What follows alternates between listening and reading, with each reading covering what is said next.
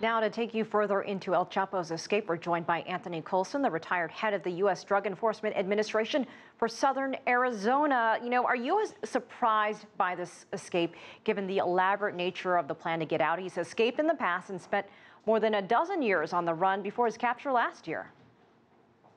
Yeah, I'm not surprised at all. I predicted when he was captured that he would either be assassinated in prison for what he knows about the Mexican government, or he would walk away. So this is really no surprise. He has the means and he had the time. Mexican authorities have been making several big high-profile cartel arrests in recent months. What does this escape do to their efforts? Well, it hampers them, completely blows their plan to have a strong appearance of being strong against the cartels, because in the process of arresting a number of cartel members, Chapo worked out of his prison and strengthened his organization while he was in custody. It devolved a little bit along the border, but we saw an increase in methamphetamine, heroin, and the resurgence of cocaine coming from the Sinaloa cartel into the United States while he was in custody. Just within the last few months?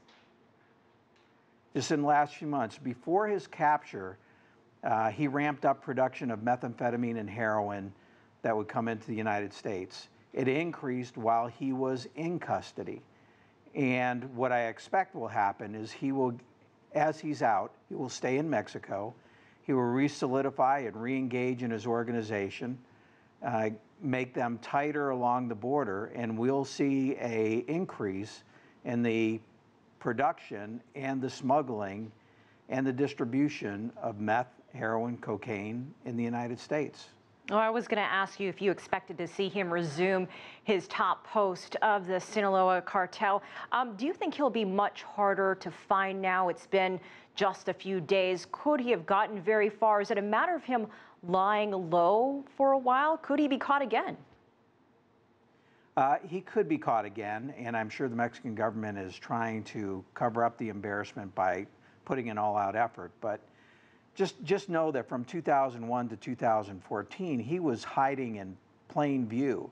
He had an army of 100 to 300 security officers while he roamed the country freely. Every time there was an attempt to capture him, he would be notified or alerted ahead of time. I think this time around he's a lot smarter about the use of his communication devices, how he communicates, but he will be much more power, I would assume. My strong opinion that he will take matters into his hands to seek retribution against some of the Mexican government that put him in jail, and for some of the remnants of the cartels that he wiped out that were trying to make a resurgence while he was being held in custody. How many people do you think were involved in his escape? I think a whole lot of people, considering the fact that this was a mile-long tunnel to a farmhouse that was being constructed. That tunnel came up exactly in a location which could not be viewed by video, the 24/7 video in his cell. There's a lot of logistics to go to that. A lot of people within the prison, a lot of his organization outside in terms of his escape and egress from the area of the prison to his hiding places that he's probably rotating now in Mexico.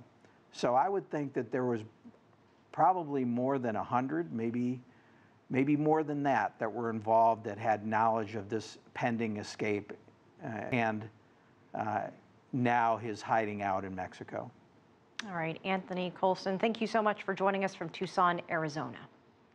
Thank you, Elaine.